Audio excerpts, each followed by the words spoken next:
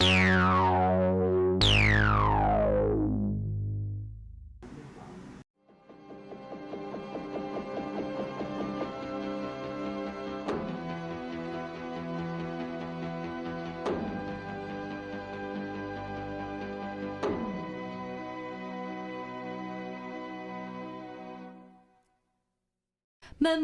Day, it's the best of the holidays. Memorial Day, What are it's you the doing? What is that? You don't know how to celebrate Memorial Day? Not really. Well, neither do these dipshits. Hey guys, it's your favorite final girl and boy, Emily and Nick, coming at you with a new episode of Gag Me with a Knife, a weekly podcast where we dissect, disembowel, and shred the best and worst slasher movies. This week we'll be celebrating Memorial Day as we go camping in 1989's Memorial Valley Massacre. So always, Emily's got an original VHS, so let's read the back of that box. Just when you thought it was safe to go back in the tent. Despite some horrific warning signs, a greedy park developer opens the Memorial Valley campground and sets the stage for a bloodbath. Whatever it is that stalks Memorial Valley kills with the strength of some powerful beast and with the cunning and vengeful hatred of a human. The most experienced campers don't know the law of the land in Memorial Valley, and their ignorance is no excuse, because the killer will not forgive, forget, or bury the hatchet, except in someone's chest. 1989. Your thoughts on this one? I don't think the killer has much of a mental capacity to forgive, forget, or even think about anything. I also don't know what my thoughts on this is. I'm thinking, why did I take notes on this movie? Yeah, well, I was thinking the same thing. Although, you know, we do have another William Smith joint. Hell yeah. Not Will Smith. This was before the slap heard around the world. Before he got jiggy with it. Yeah. The one for Maniac Cop. We start with title credits, and I'm pretty sure in those title credits there's music from something else in it, and then it changes. I think it's maybe Sleepaway Camp. I'm not sure. Well, also in those title credits, we get to see that presidential candidate John Kerry is in this movie. Oh, yeah. That's what he was doing before he was a politician, after he was a war vet. It wasn't really that guy. Just the same name. There's only one way to find out, ladies and gentlemen. Yeah. Watch the movie. Yeah. So during the title credits, there are campers and RVs pulling up. In also, while they're doing that, it splits with like stock footage of animal, like of like National Geographic they didn't film footage. That shit. They did not film that shit. It's varying qualities too. You can tell it's like from different decades. Yeah. Like, this is a shot of a squirrel from the 60s. Like, cool, man. So the campers are all getting their shit out, and everyone is mad for not being able to get in immediately. And we see the main character, David Sangster. He's there to help. The guy that's trying to calm everybody down, his name is Deke. And David Sangster is there for Memorial Day weekend, and camp isn't ready. The workers, quote unquote, lost one guy that morning. Well, one of our main characters shows up the day the camp opens for work. That's David. I'd call that a little late. Yeah, that's David Sangster, but he can do what he wants because. Oh yeah. His dad is the wealthy business owner that's turning this area into a campsite and eventually like a mall or so. Yeah. I don't know. He talks about a bunch of shit. And he a college boy. Yeah. He goes to Dartmouth or something. I don't know what they keep saying. Anyway, $20 word. So Daddy Sangster doesn't care that these people. Daddy Sangster. He doesn't care that they lost one guy this morning. By the way, I noticed this guy. To this guy, this developer, whatever you want to call him, death is not an alibi. No. You cannot call in for being dead. No. And by the way, Daddy Sangster, who's only in this movie for about 5 minutes, he is Cameron Mitchell from the experimental TV broadcast The Passing of the Third Floor Back. He also played Happy in Death of a Salesman. And he was Buck Hannon on the High Chaparral. Well, so you know this 5 minutes. Is that how you say it? Chaparral? I'm not sure. It was a really famous Western show. Well, I mean, also the 5 minutes in this movie must have cost him all they could afford for him, and he's just cashing checks. Yeah. So we have one kill from the jump. Anyway, it's off scene. Anyway, whatever. Sangster's mad because there's no electricity. The roads are fucked. There's a dead dog in the water tank. Mm-hmm. And he asks if the water's drinkable. Yeah, right after that. George Webster comes up, and I am going to refer to him as Webster. I know I usually will say, is it Webster? This really is Webster. This really is Webster, but not Webster from the show Webster. There's only one way to find out, ladies and gentlemen. Yeah. He is like the head ranger. So far we have Will Smith, John Kerry, and Webster. Yeah. Okay. Webster, played by Webster. Cool. No, George Webster is the head ranger, and he's going to help, and maybe Deke, but the rest of the workers are going to leave. They're like, well, fuck this. So, well, yeah, don't they? So the dog poisons the water, and that messes with the plumbing system and the drinking water. And one of those workers goes, well, hey, those toilets are flushers. Yeah. Yeah. As opposed to what, man? Well, I guess we'll find out, because they got to dig a latrine. Opposed to pushers. Well, I don't know. Does it just push the shit right back onto you? Before I don't you use know. my bathroom, I need to inform you, mine's not a flusher. So Daddy Sangster sees his son David, and apparently he had offered David a job at some point, and David picked this project because he's in school for like environmental bullshit. I don't know. Yeah, and we'll find out why he really picked this project later. Oh yeah. So I don't think his dad's very happy with it, but whatever. He leaves. And He doesn't even hug him. Yeah, and Webster makes sure to tell David that he's working for him, okay? And that he's still in college at 45 years old. It's a respect thing. Yeah. Next we see Webster. He's talking to the campers. He says it's going to be like Pioneer Weekend.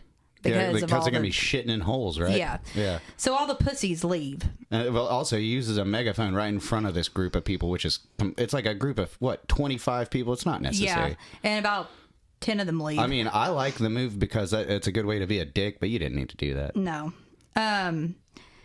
Then we hear this hilarious high-pitched quote-unquote kid. He's supposed to be like 12 years old, but he's definitely in his 20s. Hell yeah. And 20-year-old, 12-year-old. this is important. He says, no loose dogs, no ATVs or motorcycles. And then he's like, find your spots.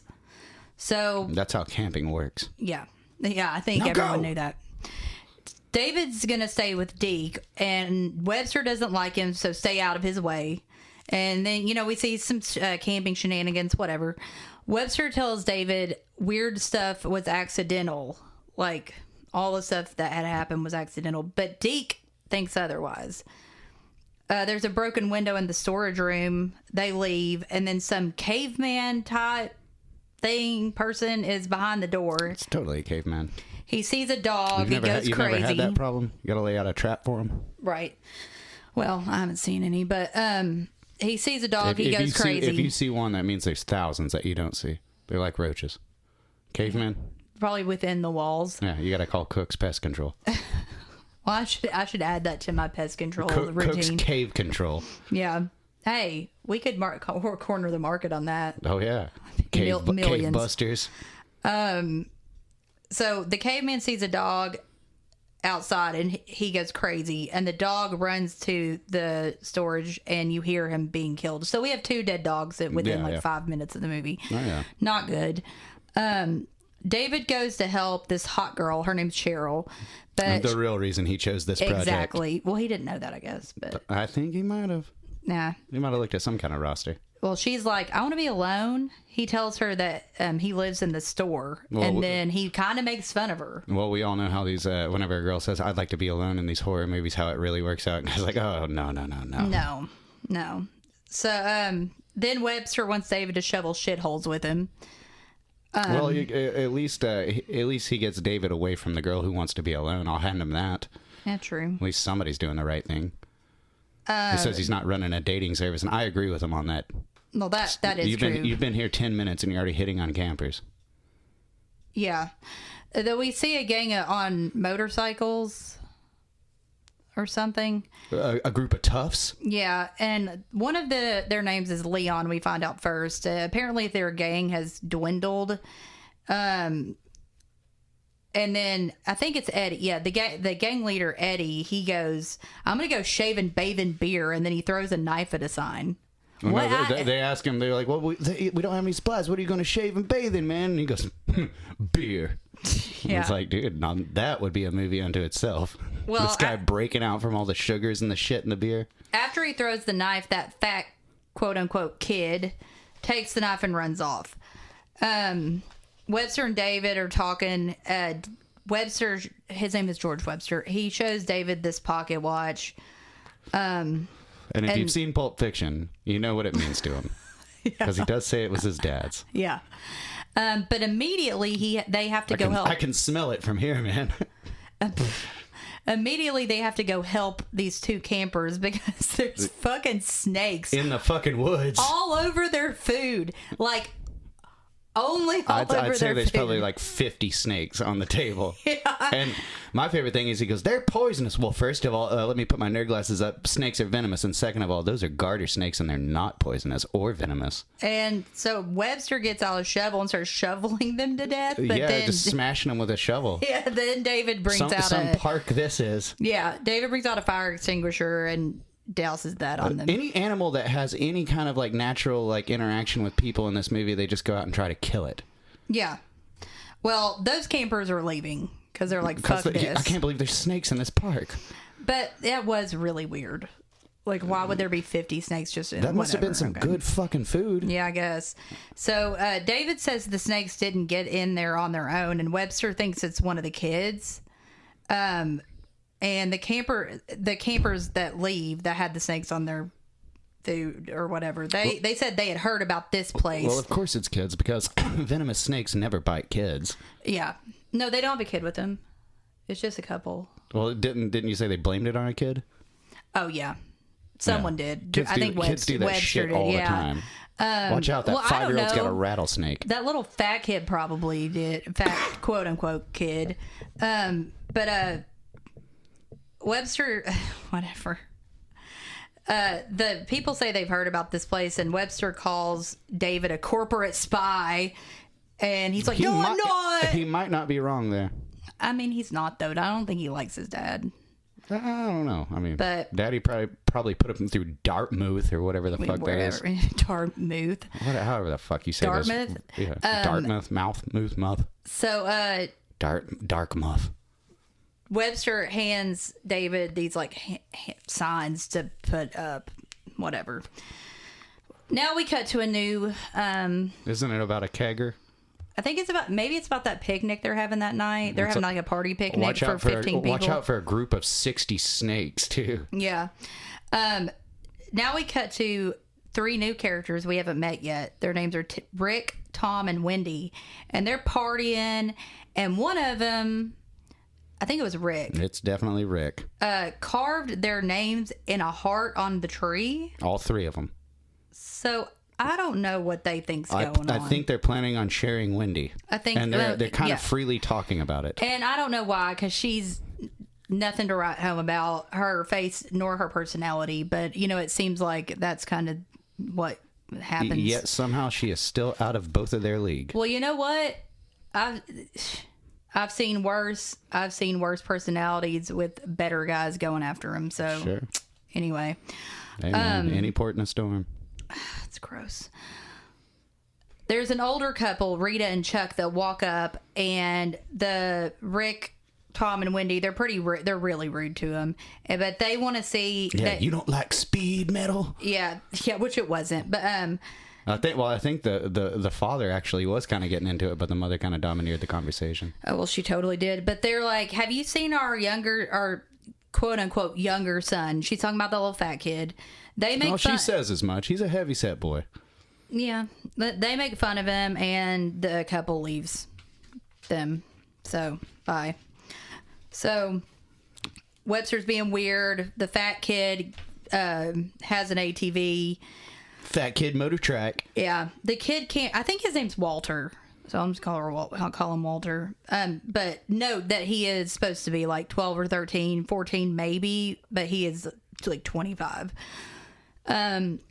Webster sees the kid trying to get on his ATV, and then the couple comes out and they're mad and they're like, he should be able to drive this. But they had said at the beginning they can't have these. The husband... You didn't hear that through the megaphone earlier? Yeah. When it was right in your fucking face? The husband understands, but the mom and Walter don't. And then she says something like, he doesn't steal anymore. Yeah. Oh, okay. Well, yeah, he just stole somebody's knife earlier. Yeah, I know. Then we see the caveman is running around. There's Caveman gymnastics, dude. Doing flips off trees. He finds a rabbit in a trap. Then he's eating some berries, and he finds a rat friend. He kisses it. Yeah. That's his girlfriend. So this stupid fucking kid, Walter, breaks into the office, finds the keys to his stuff, and he also takes the pocket watch. Yeah. Stinky watch. Yeah. Now we're about to get to William Smith. So George Webster walks to the camper of Lieutenant Brig General F. Mintz, played by William Smith, and his wife Gloria, who goes by Peppermints. You get it? Yeah. Webster asks if they heard anything because the trash outside was all scattered around, and they're like, no. And he tells them about the party by the picnic tonight, but I don't party too much. he's like, I have everything I need in here. Also, he has Jack Daniels, so Webster stays for a while. Well, then he pours him like a pint of Jack Daniels. Well, he's like, I want to stay. So. Yeah, I don't want to be a park ranger. I want to party. And it's like, well, we got Pepper in here. Yeah. And she's cooking too after she's done. Those kids are sharing Wendy over there. Give me an idea. Now we see fat kid Walter on his motorbike or ATV or what the fuck ever it is. I don't know. Motor track. Caveman hears it and he gets scared. So now he's hunting Walter. He hits him. That's good eating. Yeah, he hits him and the ATV with a stick. And Walter. No. He tripwires him. Tripwire. He pulls a line up. Then he hits him with a stick. Well, yeah, of course. Once they're down, you gotta beat them. But Walter slashes him with the knife that he stole. But gets him in the face. The caveman snaps his neck. Thank God he's out of this movie.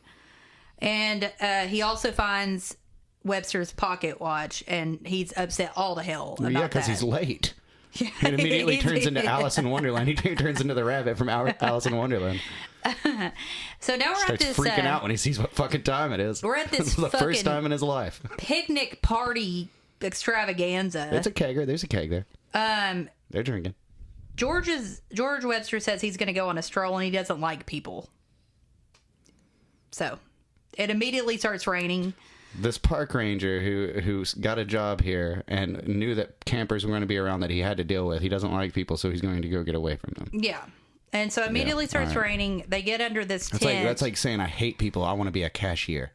Yeah. Or any other job that requires... Or it just... Whatever. Anyway. Like a mortician. Yeah, I mean, he'd be good at that. They're still people. I don't know. Whatever. He should have stuck with being a tracker, because we're going to find out later he's a really good tracker. But that's questionable. Well, supposedly. If Jack Daniels makes you a better tracker. While they're under the tent, you see Walter being dragged away, and he does have more marks on him than he once did because his neck was just snapped, but we'll know why later. Deke is telling a scary story. The motorcycle gang makes fun of it. Deke claps back. The gang's rude, walks away. Cheryl talks to Deke and David about a variety of plants. And then they talk about how until now it was God's private woodland. Yeah, a sanctum. It's it was a sanctum of fucking National Geographic stock footage. Dave's just saying this to get to what's her name's inner sanctum. Cheryl. Yeah. He wants that inner sanctum sanctorum, sanctorious. So Deke and David see Webster tracking, quote unquote. That looks like drinking to me. And David's like, what's he after? And Deke says his past. Apparently in the 60s. So he's tracking, but he's just drinking whiskey around a trash can in the rain. Yeah. Yeah. In the 60s, George Webster had gotten married and they had a kid. And the kid was kidnapped and taken to Memorial Valley. The FBI fucked up and lost the boy because there was a ransom and it was taken there, but the FBI fucked it all up. They lost the boy. Is this another story where Freddy Krueger gets loose again? I mean... The judge got fat and somebody didn't sign the right papers. That means that's always what happens. It's always Freddy Krueger. Yeah. The kid... They say well, he got lost in Memorial Valley. Most people say that he probably died, but George has been looking ever since. Okay. And this will have nothing to do with the rest of the movie. Well, yeah, it will at the end. I know. But, okay, next we see Pretty Wendy, her dumbass. It's there. All these people are still under the tent.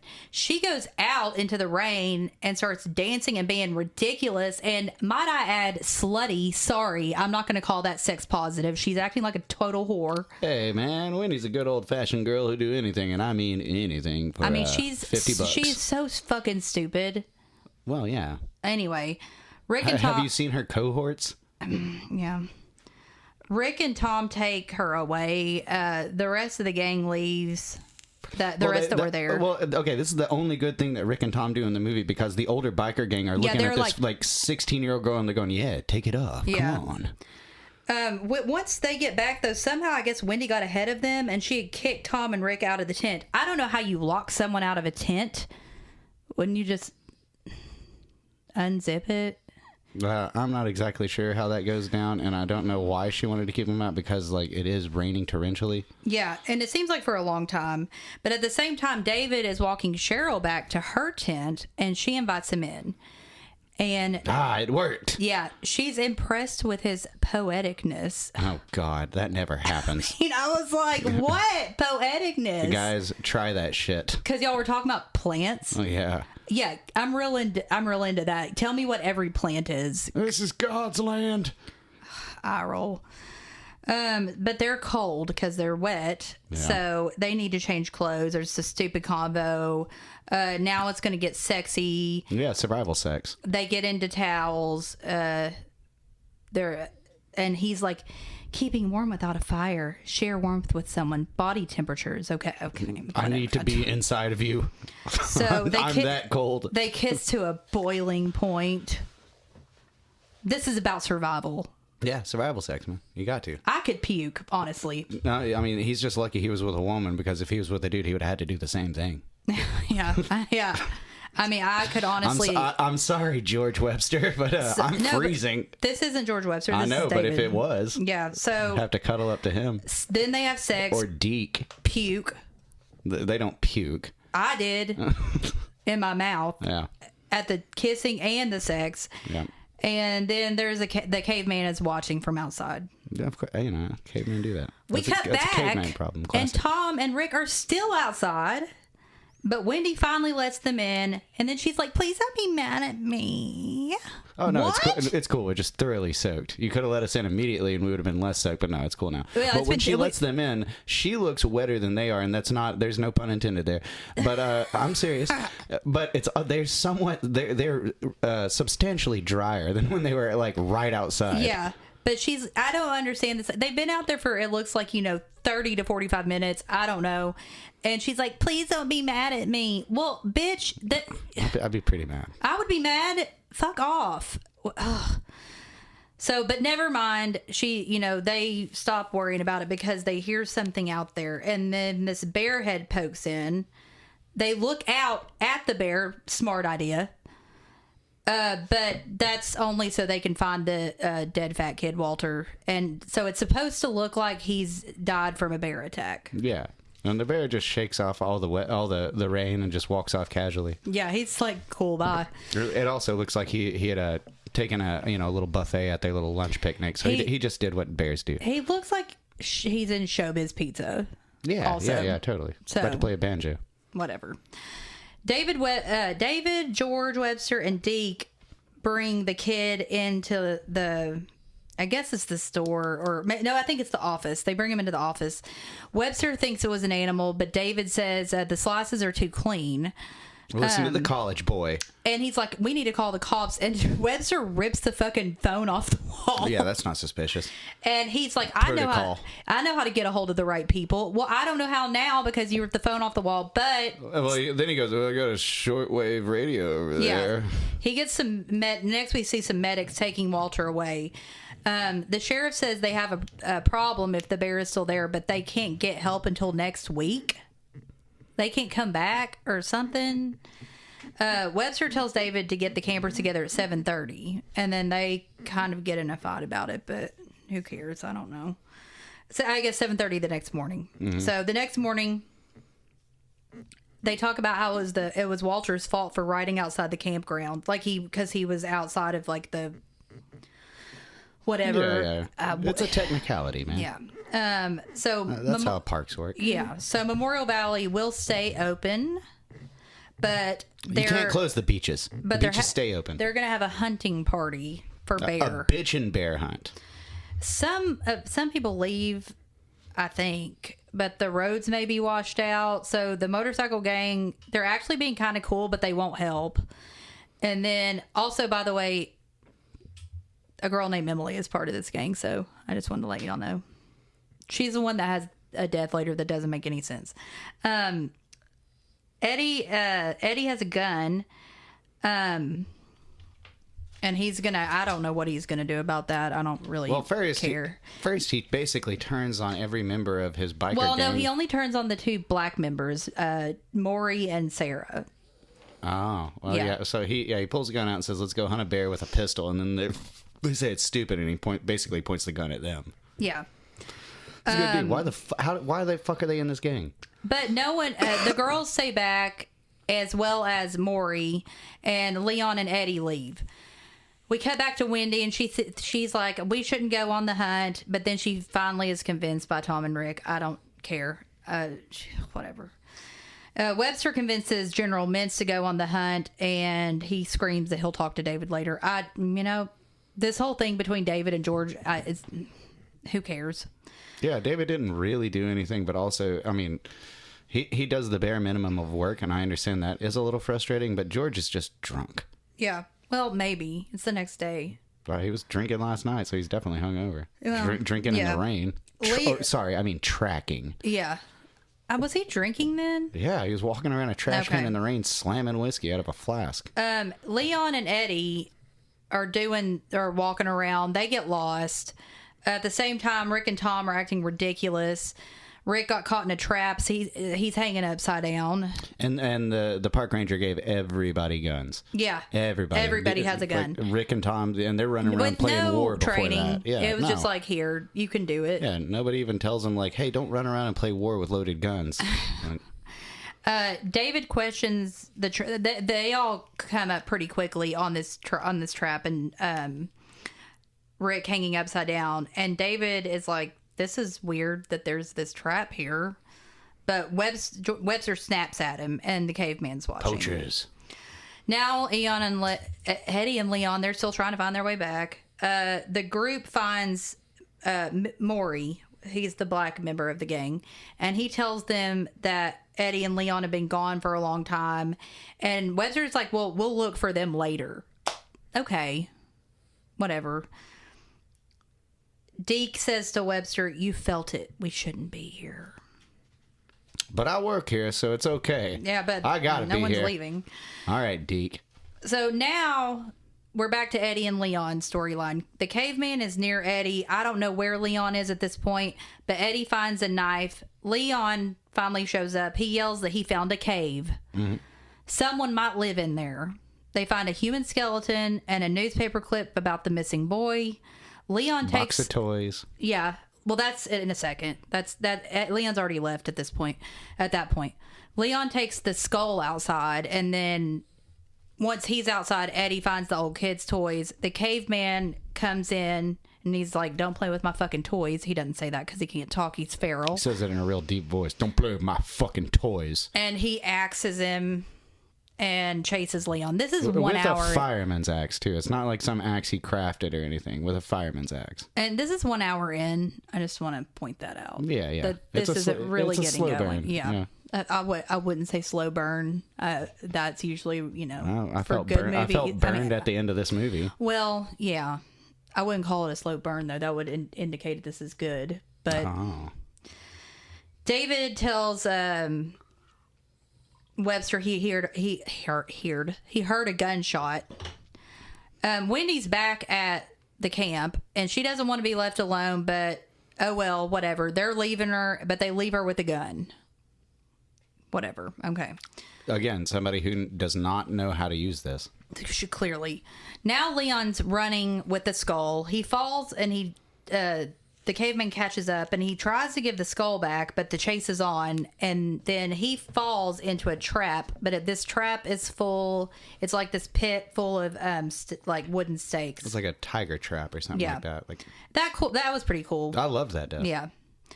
The group that's on the bear hunt, which is a fucking preschool song. They hear a scream. And like I said, along with the snakes, again with this bear hunt, this bear didn't do anything. They think it killed a kid, but I mean, it didn't do anything wrong. You know, well, you don't usually have to... when animals kill someone, they are put down. Yeah. Well, but... you know, they even said this bear drew first blood. Like a little Rambo moment. Yeah. The caveman is washing the skull and runs. The group finds the cave. They find Eddie. And David's like, "It's been a man all along. You knew." You knew. George Webster says, "It might be my son." Then they fight. It's like, so you definitely knew then. Yeah. They want to warn the people at the camp, and they ask Rick to run back and tell. So, and they rig a stretcher to get Eddie out of the cave. Even though he's dead, but I mean, I guess they're not going to leave him in there, whatever. Rick's running. The caveman's following him. He sees Leon in that pit. And so at that moment, he's impaled with a wooden stake by the caveman and then falls into that pit as well. And that's when we say goodbye to Discount Skeetle Rick. Oh. Yep.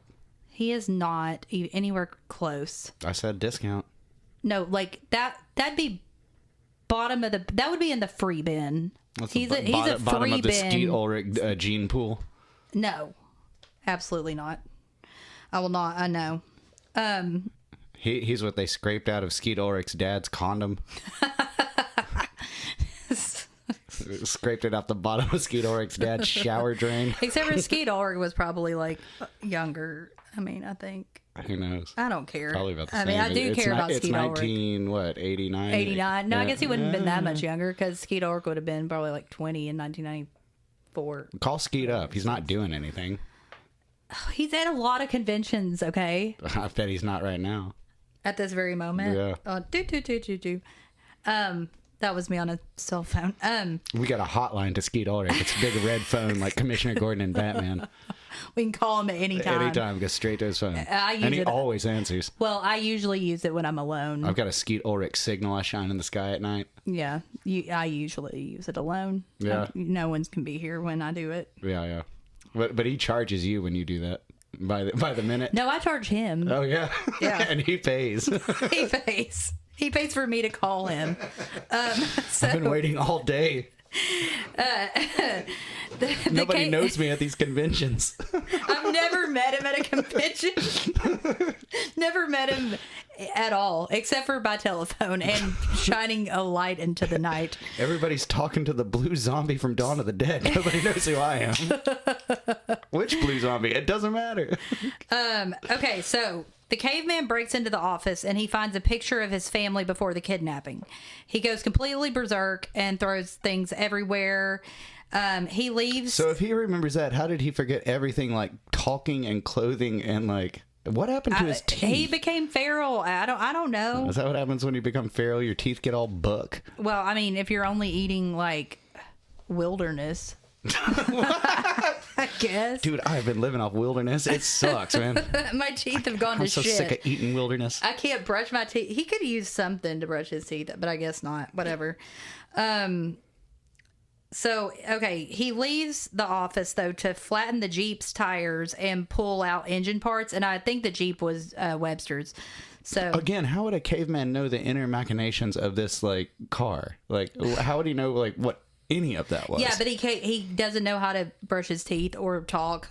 Well, I mean, he knew how to read a pocket watch. He knew he was late. Yeah.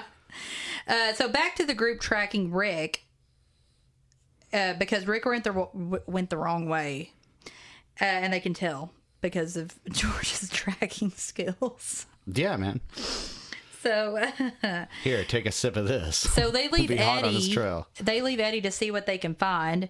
Cheryl finds Leon and Rick, and Tom's like, "I'm getting the fuck out of here," because that's his friend. Yeah. So he runs back to report to the other campers. And he needs Wendy. He needs to go get Wendy and the mints.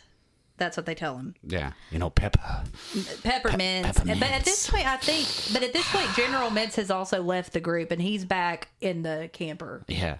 So had to have another pint of Jack Daniels. Yeah. So they go to call the police, and I don't know where this phone is because the only one was ripped off the wall. There's a CV in the Jeep. But the office has been ransacked. The CV in the Jeep is fucked. So, yeah. Tom goes to General Mintz and he tells them to come to the main camp. But General doesn't want to come, and Tom leaves, but finds... Well, okay, to the General's credit, I'm sorry to interrupt.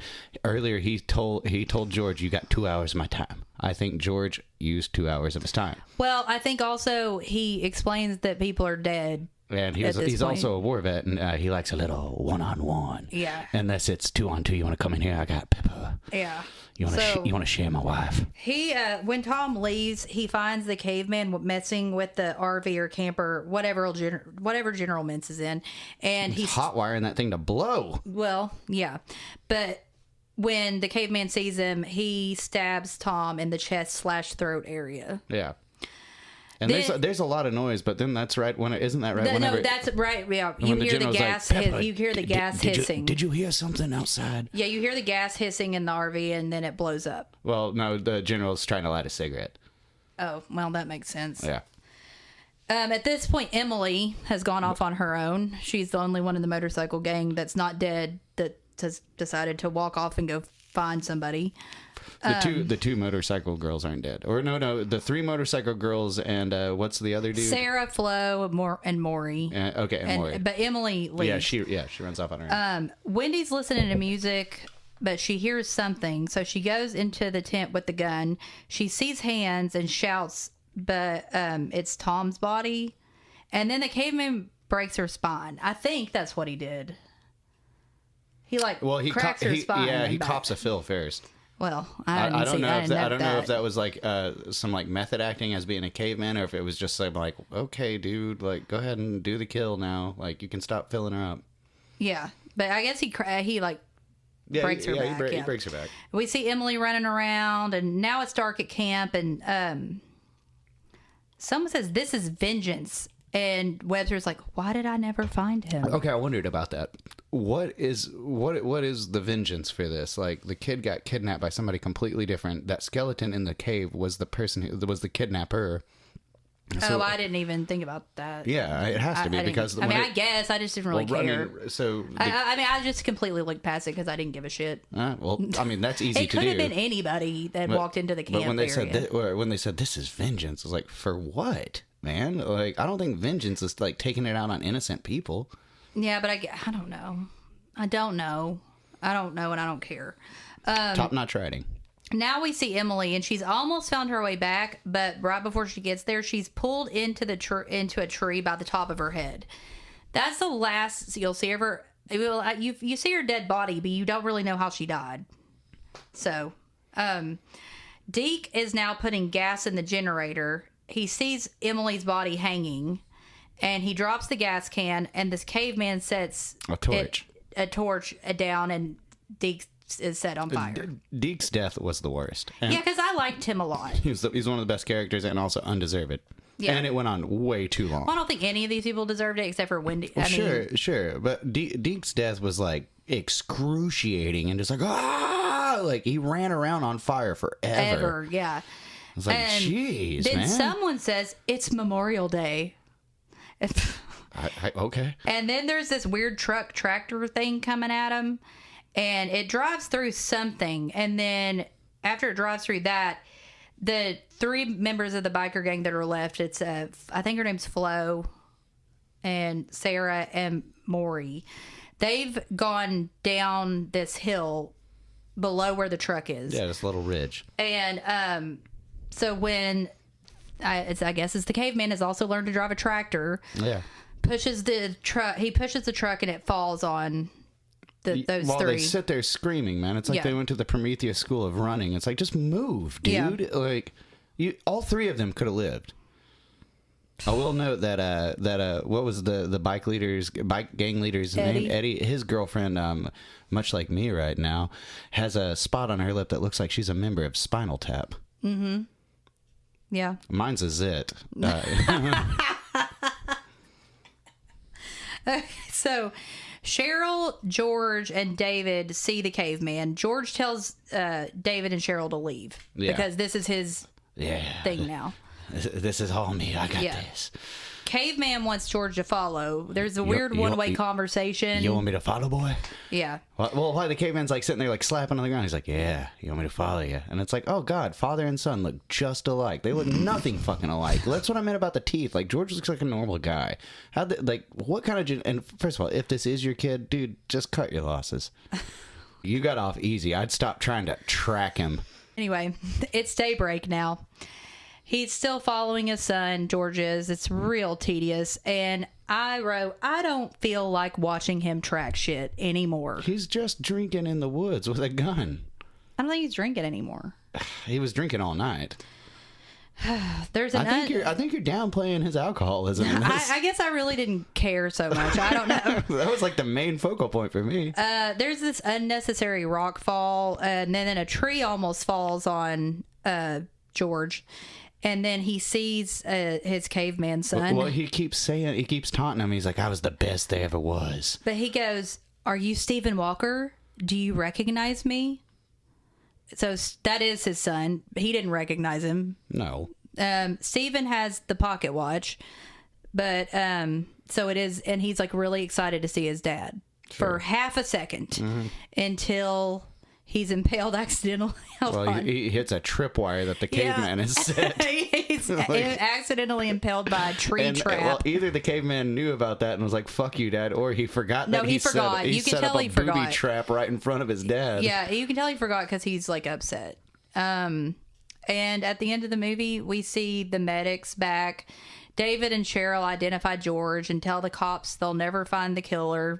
Yeah, it's like, if George couldn't track a caveman, no one can. And the cops are like, well, case closed. Yeah. You know? Well, and then they say, oh, also the park is closed. Give it back to God. Yeah. And then we see an image of the caveman on top of a hill, i.e. God. Well, while Cheryl and David walk away, because I guess now they're going to get married. Yeah. Oh, yeah. I mean... They had that coitus interruptus in the rain, and now it's on. So we got our kill count. Let's see. Are you counting the dogs? No. Okay. I didn't like it. I didn't either. But I'm just saying. Okay. So I guess you don't value their lives. Okay. Well, I'm going to do the kill count of people that died in the movie. 1 is Walter, his neck is snapped. 2 is Eddie, he's axed. That's 1 hour into the movie, by the way. We don't have we have one kill before that. Death? Yes. Holy shit, man. The 3rd is Leon, he falls on a trap of stakes. Number 4 is Rick. T-bones. He's impaled by a stick and then also falls on the trap of stakes. Number 5 is Tom. He's stabbed in the chest/throat area. 6 and 7 are General Mints and Peppermints when their RV blows up. 8 is Wendy. Her back's broken. 9 is Emily, and we really don't know how she died because she just got hanging in a fucking tree. Yeah, she just got pulled up by her hair into a tree, but she's dead. Number 10 is Deke. He's set on fire. 11, 12. That was okay. So. That was a good scene, but man, Deke got it the worst. Yeah. He didn't fucking deserve that. No, he did not. 11, 12, and 13 are Maury, Flo, and Sarah. And they didn't really deserve it either, but they deserved it because they didn't know how to just run to the side. Yeah, they're crushed by the truck. They weren't bad people. Number 14 is George Webster, and he's impaled by the tree trap. He didn't feel a thing. He was smashed. Quite also, literally. By the way, Karen Russell played Emily. She was in the movie Hell High, which is not really a slasher. Some people consider it one. It's more like that Miss Tingle movie to me. But anyway, she was also in the music video for Guns N' Roses' Patience. and was in the music video for Aphex Twin Window Liquor and a lot of other dumb stuff. Not an Aphex Twin fan. Yeah. Well, no, I like that song. Oh, okay. I'm not familiar. I don't really like Patience by Guns N' Roses, although I do like some of their songs. I just remember thinking their music videos were like low rent Tool videos, and I don't even like Tool's music. You're a tool. So, the movie appears on several DVD sets as Son of Sleepaway Camp, though it has nothing to do with Sleepaway Camp. Son of Sleepaway Camp. Yeah. It's also called Memorial Day or Valley of Death. And it was filmed at Gold Creek Ranch. You can go visit it. Its address is 8807 Gold Creek Road, Lakeview Terrace, Los Angeles, California. Is that caveman still up there? Probably. Oh, shit. There is no wiki for this movie. That's all I have. Yeah. I also, I looked and I looked and looked and I never saw presidential candidate Vietnam vet John Kerry. No. But he was there the whole time. I did see Will Smith in there. What do you rate this? Man, I'm going to give it a 2. Me too. Yeah. I thought it's entertaining enough, but it's bad enough. And it's slow. I mean, it's short enough, although you don't have a kill for an hour. Well, you have one, but yeah, the kills are pretty good. It's so goofball and oddball enough that it's like, I enjoyed watching it. There's good camaraderie. The characters aren't developed, but somehow they are. Yeah. It's very strange. They're not. You get to know them in a weird way. I don't think they're terribly unlikable, except for Wendy. Well, even the ones that are unlikable, like even the park ranger, he's thoroughly just like a drunk idiot character, but I loved him. Yeah, I didn't mind any of them Deke except was for awesome. I love Deke, but I didn't mind any of them except for Wendy, who really just. I will say this: I stand her. didn't much care for Rick or Tom either. I didn't like Tom, but I liked Rick. But maybe that was because he's in the free bin for a skeet work or something. Oh, yeah. I guess. I don't know. And even the biker gang people were pretty likable, even though they were the leader not. Wasn't. The rest of them were. No, Leon wasn't really either. The other, like he's just a big hairy drunk dude. Yeah. But yeah, so I guess 2 out of 5. Watch it once. It's if you can find it. Yeah, it's on YouTube. Is it? Yeah. Shit. So. Well, there you go. So stay gagged on feral children. Stay gagged on survival sex. Stay gagged on wooden stakes. Stay gagged on fat kids. Stay gagged on. Wait, did you say the snakes yet? No. But stay gagged on those. Stay gagged on Pepper. Sharon, my wife. Peppermints. Played by Linda Honeyman. It's not far off. I don't think that's a... Her real name's Linda. Linda Honeyman. Livingston... She's so sweet. Yeah, Linda Honeyman, I don't know. Call us, because are you a porn star? Stay gagged on a pint of Jack Daniels. Yeah. And stay gagged on all of our social media, Instagram, TikTok, Gag Me With a Knife podcast. Go to our website to buy our merch. Gag Me With a Knife podcast.com. And have a good Memorial Day if you give a fuck. I don't. What is it? Is it for the wars? I think so. Why are we trying to remember those? I mean, we need to learn from the past, but Jesus Christ, let's move on. Well, don't they already have Veterans Day? What's the difference? I don't know. Well, anyway, we need to stop fighting. Enjoy the peace. Yeah, because that's what I'm concerned about now. I've never known peace. I've never known it either.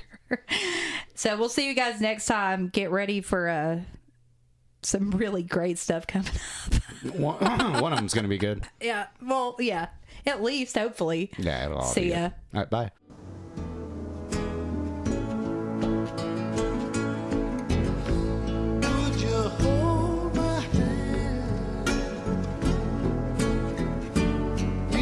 Saw you in heaven.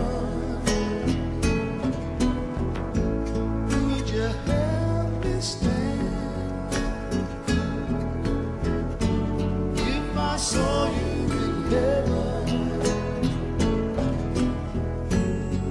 I'll find my way through night and day. 'cause I know I just can't stay here in heaven.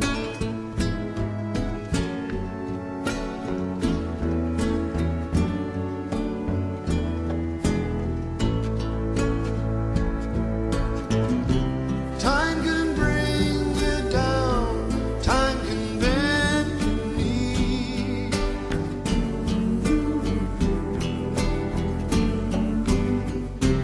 Time can break your heart, have you begging please, begging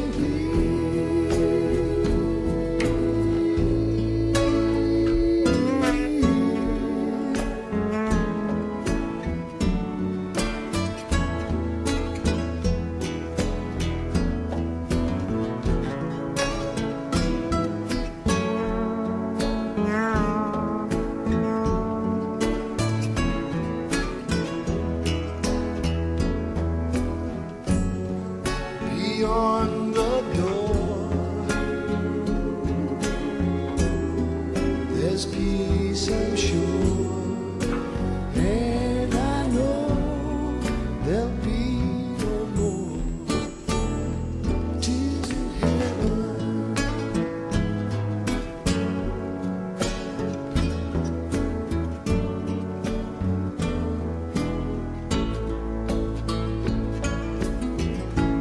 Would you know my name